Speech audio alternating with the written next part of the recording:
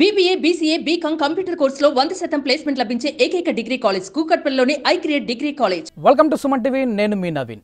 Deputy CM హోదాలో పవన్ కళ్యాణ్ ఈరోజు అసెంబ్లీలో సెంటర్ ఆఫ్ ది అట్రాక్షన్గా నిలిచారు అని చెప్పడంలో అతిశయోక్తి ఏమీ లేదు.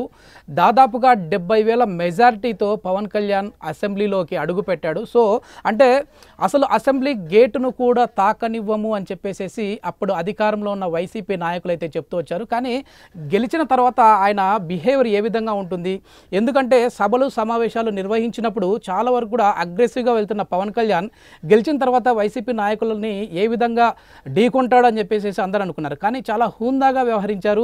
అదేవిధంగా సొంత పార్టీ నాయకులు తప్పు చేసినా సరే, అంటే సొంతంగా నా జనసేన పార్టీ నాయకులైనా సరే, కార్యకర్తలైనా సరే, జన సైనికులైనా సరే తప్పు చేస్తే వాళ్ళని దూరం చేసుకోవడానికైనా నేను సిద్ధంగా ఉన్నాను, అవినీతికి మాత్రం మీరు పాల్పడకండి, ముఖ్యంగా ఇసుకకు సంబంధించి ప్రభుత్వం ఏ నిర్ణయం తీసుకుందో ఆ నిర్ణయానికి కట్టుబడి ఉండండి, ఇసుక అనేది చాలా వరకు ప్రజలకు అవసరము, సో దాన్ని ప్రజలకి చేరే విధంగా మీరు ముందు చొరవ తీసుకోండి అని చెప్పేసి ఆయన చేశారు. అంటే ఇది ఒక చిన్న సైజు మాస్ వార్నింగ్ లాగానే ఆయన ఇచ్చినట్లుగా అయితే కనపడతా ఉంది. అదేవిధంగా చాలా వరకు నాయకులు వెళ్తున్నప్పుడు సామాన్య కార్యకర్తలకు, అదేవిధంగా సామాన్య జనాలకి, ప్రజలకు ఇబ్బంది కలగకుండా సెక్యూరిటీని కూడా, ట్రాఫిక్ని కూడా 2-3 నిమిషాల కంటే ఎక్కువ ఆపకండి అని చెప్పేసి పోలీసు వారిని కూడా వేడుకున్నట్లుగా తెలుస్తూ ఉంది.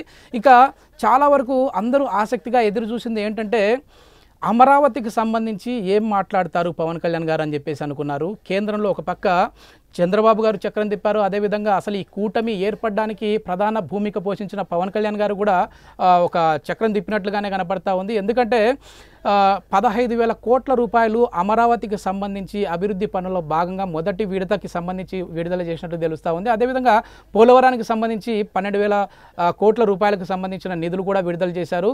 సో మొత్తం మీద ఏపీకి అయితే మంచి రోజులు వచ్చాయి అన్నట్లు తెలుస్తూ ఉంది. గవర్నర్ గారికి కూడా నిన్న ఆయన ప్రసంగం అయితే విన్నాము, వారికి కూడా ధన్యవాదాలు చెప్పినట్లు తెలుస్తూ ఉంది. అధ్యక్ష అని చెప్పేసి పవన్ కళ్యాణ్ గారు ఎప్పుడెప్పుడు అంటారా అని చెప్పి ఎదురు చూశారు. ప్రమాణ స్వీకార సమయంలో చెప్పారు. తర్వాత ఇప్పుడు వచ్చేసేసి అధ్యక్షుల వారికి నమస్కారాలు అని చెప్పేసి స్పష్టంగా చెప్పినట్లు తెలుస్తూ ఉంది.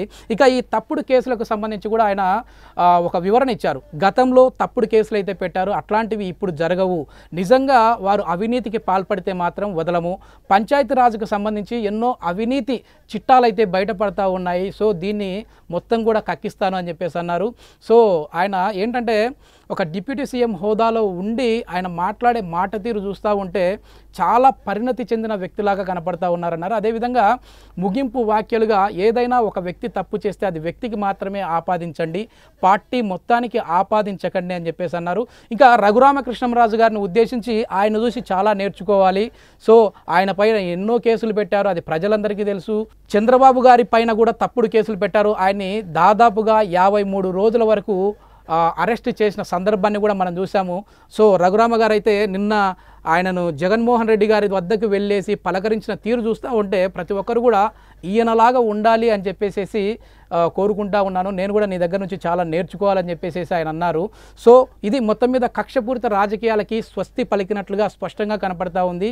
ఇదే విధంగా వెళ్తూ రాష్ట్ర అభివృద్ధికి అటు ప్రతిపక్షంలో ఉన్నవారు కావచ్చు, అధికార పక్షంలో ఉన్నవారు కావచ్చు, ఈ హుందాతనంతో వెళితే రాష్ట్ర అభివృద్ధి అనేది సక్రమంగా ఉంటుంది అని చెప్పేసి ఆశిద్దాం. Thank you.